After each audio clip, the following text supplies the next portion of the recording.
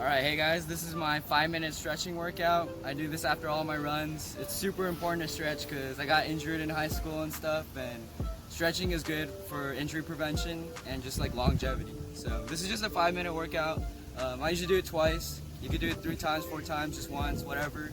It's just 5 minutes, so after your run, try to do these and then you'll be good. Alright, peace. Alright, I don't need it. Alright, so the first stretch is the hamstring stretch.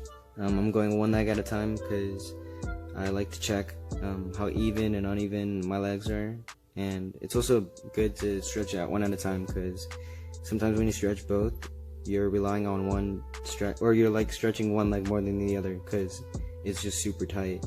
And sometimes like I'll have my right leg will be super tight, and it might be because my hips are bad or something like that. Alright, for this stretch, focus on keeping your front leg as straight as possible and then keeping your toes pointed up. And then I wouldn't focus too much on trying to touch your toes. I would try to make your chest touch your knees. I know that's impossible, but that's going to be the way you're going to feel the stretch the most. Alright, this next stretch is the butterfly stretch. Or all these stretches I'll usually do for 30 to a minute each. And this one's the butterfly stretch. I usually use my elbows to push down my knees.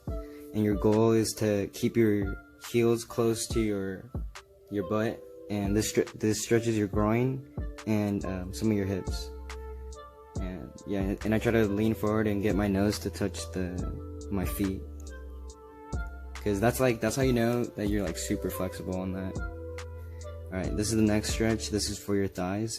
I focus on trying to keep my left leg, the front leg, keep it flat and straight, and then try to lean as back as I can while leaving my hips parallel to the ground. Like I try, cause sometimes when your thighs are too tight, it might push your hip forward and you're kind of like unparalleled to the ground, like you're hitting the ground at a slant. But it's important to try to keep it as parallel as possible. You got to do that by trying to you see me bending my elbows, like try to keep your back even while you do that. And then if you can, you could just lie down on the ground if you're flexible enough.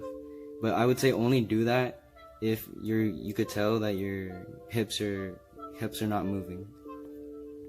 This next stretch is for your butt and your hips. So what you do is you curl up like that, and then you grab your knee and try to hug it as hard as you can. And then you should feel it. You should feel it in my right butt over there, or like into the hamstring too. And then what you do is just hold this position. And then I try to sometimes on your first time you might not be able to hug it all the way, but try to bring it as close as you can to yourself. And then I do both sides. Alright, this next one is similar to that one, but instead of just stretching my butt, and hamstrings, I stretch my back. And I do this by using my elbow to push against my knee, and then that helps me position my chest out away from my legs. So what I try to focus on is trying to keep my chest up and straight while stretching my back. Alright, then once you do both sides, this is the final stretch, and this is for your hips and a little bit for your thighs and hamstring area. There's like an in-between part that doesn't get stretched when you're doing the other ones. So this one, it's similar to the hugging your knee, but instead of hugging it, you're pushing your knee against the ground and try to lay it flat, and at the same time you're keeping your hips and your back parallel to the ground. And then also try to keep your back leg completely straight and not turned. And then this is the final stretch.